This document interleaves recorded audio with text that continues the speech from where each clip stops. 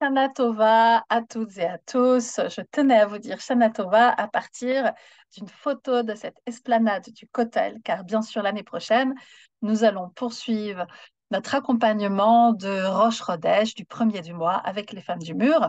Mais pour ce premier mois, c'était particulier, car le premier jour du premier mois, c'est bien sûr Rosh Hashanah que nous avons fêté ensemble dans nos communautés. Mais ça ne nous empêche pas d'étudier et de parler du chauffard, donc commandement spécifique relatif au mois de Tishri, que nous avons sonné bien sûr à Rosh Hashanah, mais il n'est pas trop tard car à la toute fin de Kippour, femmes, hommes, enfants, tout le monde est bienvenu à conclure ce grand jour en ancrant toutes les résolutions de la nouvelle année à travers cette écoute commune du son du chauffard. Donc, le chauffard, une histoire d'homme, une histoire de femme, une histoire d'enfant ou une histoire de tout le monde. C'est ce que nous allons voir rapidement maintenant. Et pour ce faire, j'ai pour vous un texte, vous le voyez ici, qui s'appelle Hilchot Rosh Hashanah. Les lois de Rosh Hashanah, ça pourrait être relatif à de nombreuses personnes, de nombreux décisionnaires de toutes sortes. Ici, il s'agit du texte de Rabbi Yaakov Halevi ben Moshe Molin, qui est également appelé le Maharil. Ce livre s'appelle, c'est extrait de ce qui s'appelle euh, Sefer HaMaharil.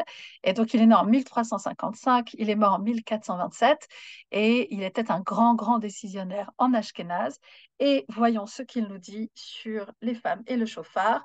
Nous ferons une traduction mot à mot de ce texte sur ma chaîne YouTube pour celles et ceux que ça intéresse et qui veulent retrouver tout ça mot à mot.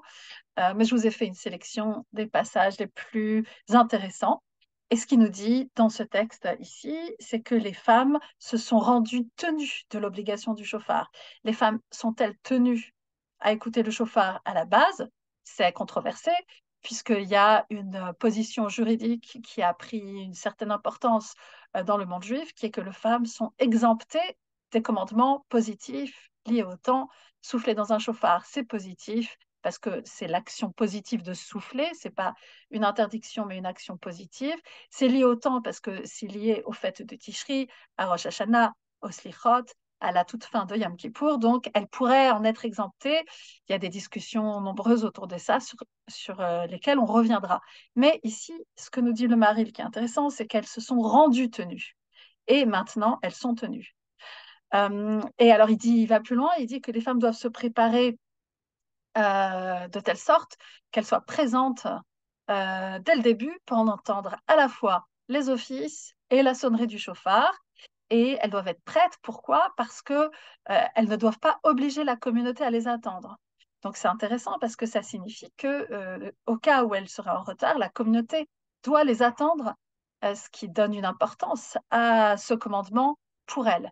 Il souligne que à la fois les femmes et les jeunes filles sont concernées et chose intéressante, aujourd'hui, bien sûr, on souhaite que tout le monde soit présent et que la communauté prenne en charge, que le collectif prenne en charge aussi les enfants et les bébés pour que tout le monde entende ces sonneries.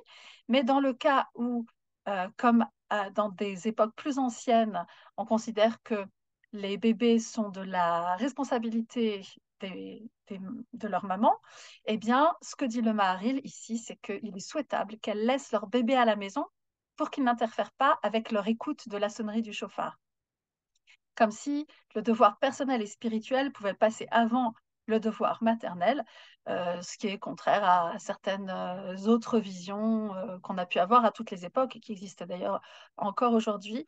La spiritualité et l'engagement communautaire des femmes n'est pas au second plan. Il rajoute que la bénédiction doit être faite pour les femmes aussi. Donc la personne qui fait la bénédiction doit inclure les femmes dans son intention en prononçant la bénédiction avant la sonnerie du chauffard. Il aurait été intéressant de nous joindre aux femmes du Kotel pour souffler du chauffard, comme j'essaie de le faire apparaître ici sur l'écran, mais il se trouve que j'ai essayé d'en sonner dans la version précédente de cette vidéo et que le son a tellement saturé que la sonnerie du chauffard était inaudible. Donc, je vous laisse trouver d'autres façons. Peut-être que je ferai encore une vidéo sur ma chaîne YouTube en essayant de corriger ce problème de saturation du son. Peut-être que s'il y a uniquement la sonnerie du chauffard, ça fonctionnera. En tout cas, ici, nous avons partagé cette petite étude comme nous le ferons dans le courant de l'année. Euh, Abonnez-vous à toutes les chaînes YouTube de Judaïsme en Mouvement et à la mienne et à mon site et suivez sur la newsletter de J'aime pour que nous puissions accueillir le nouveau mois cette année encore à chaque fois avec les femmes du Kotel. Shana Tova Umetuka, que nous soyons toutes et tous inscrits et scellés dans le livre de l'accomplissement de nos résolutions. Shana Tova.